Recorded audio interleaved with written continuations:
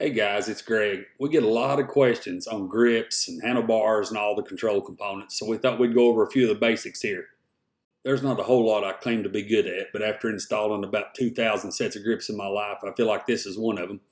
There's a few cheap items that are definitely worth investing in, one being these safety wire pliers. You'll use them way more than you ever dreamed you would, and they're perfect for grips.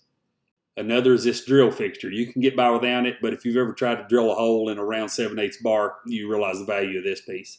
Maybe the most important thing is a cheap bottle of hairspray. This particular White Rain is probably 10 years old. It's still magic. All right, let's just hold up a second right here. We're going to assume that you've got the right bars, you've got them trimmed to the length you want. You understand a lot of this stuff's universal.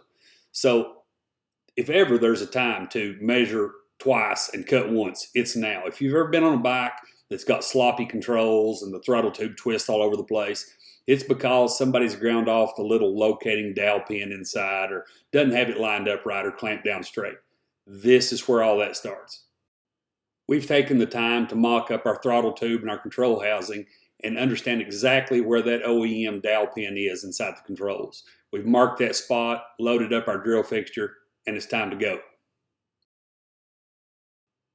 Because we took our time and did those measurements, presto, our controls fit just where they should.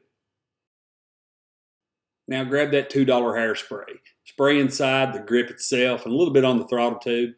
This acts as both as a lubricant to make it slide on easy and the functional glue once it cures.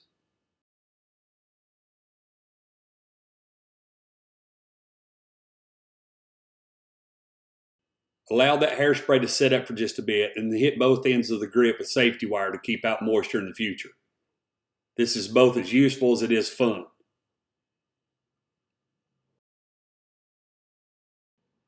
Trim, leaving about a 1/4 inch of safety wire, and then press it up into the rubber. Follow these steps and these grips will hold tight for the life of the grip. Oddly enough, they'll be just as easy to remove once it's time to put on new grips. Hope this was of some help. Hope you enjoyed it. Come see us at MNNTHBX.com.